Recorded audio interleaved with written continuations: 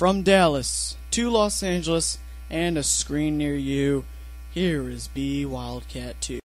Alright, you already know what time it is. It is time for Week 5 simulation of the Big 14 Dynasty here in NCAA Football 13.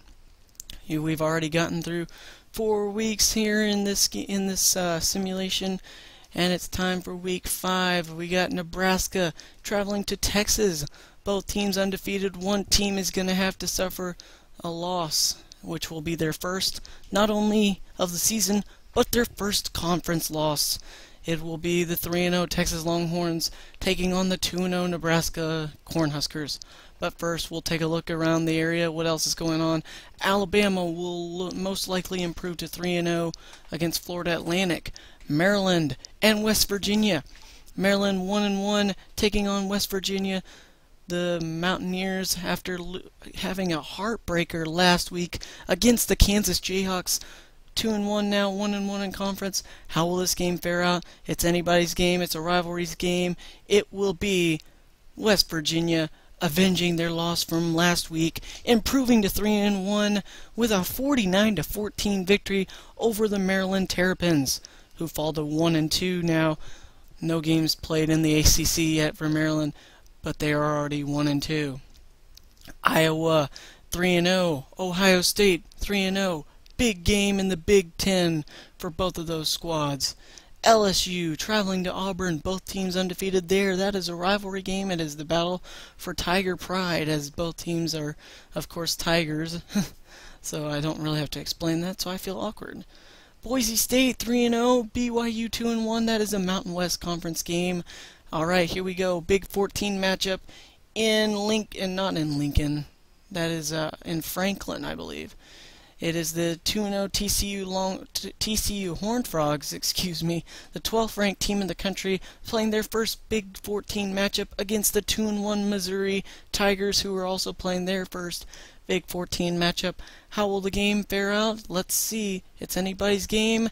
It will be Missouri playing spoiler to TCU.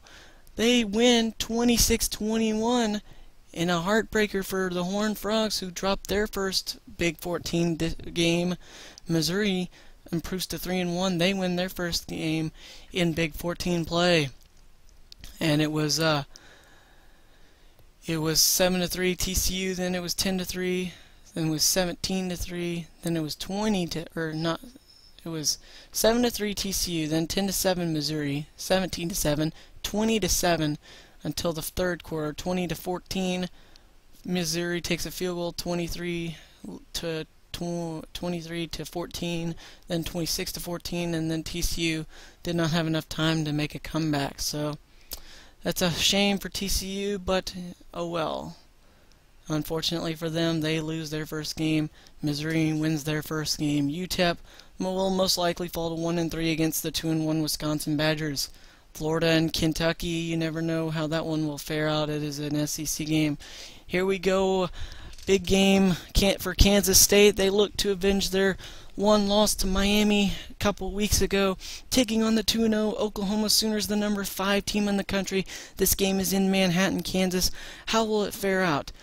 Let's see. Big 14 matchup. First matchup in the Big 14 for both of these squads, and it will be Oklahoma sending Kansas State to a 1-2 record, their first loss in Big 14 play. Oklahoma improves to 3-0, 1-0 in Big 14 play with a 27-14 victory over the Wildcats.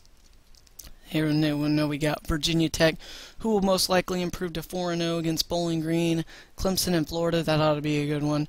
Arizona and Oregon, a big Pac-12 matchup, Pac-10 matchup. Rutgers and Arkansas. That one looks like it's going to be a good one. Georgia and Vanderbilt in the SEC. Michigan and Notre Dame, the game of the week. Michigan 1-2, Notre Dame 4-0. That one ought to be a good one. And then you've got Cal and USC, South Carolina, Ole Miss. And that's it for the top 25 matchups. Now we go back to the Big 12, the Big 14, Nebraska and Texas, of course. Texas Tech 2-0 against the Central Michigan Chippewas, who are 1-2. See how this matchup fares out. It will be Texas Tech advancing to 3-0 on the season with a 45-27 win over the Central Michigan Chippewas, who fall to 1-3. It was all Texas Tech in this one. Colorado, they're 1-1, 0-1 in Big 14 play, taking on Washington State, who is 3-0, 1-0 in the Pac-10. See how this one will fare out. It's anybody's game. It could be that Washington State will improve to 4-0, and Colorado will fall to 1-2. Colorado had a 10-0 lead at halftime. The game was tied until the third quarter when Washington State pulled away and eventually won by a touchdown, 20-13 there. Kansas, after playing the spoilers for West Virginia last week, they traveled to Northern Illinois. Both of these squads are 2-1, and it will be Kansas that pulls away and wins 34-13, improving their record to 3-1.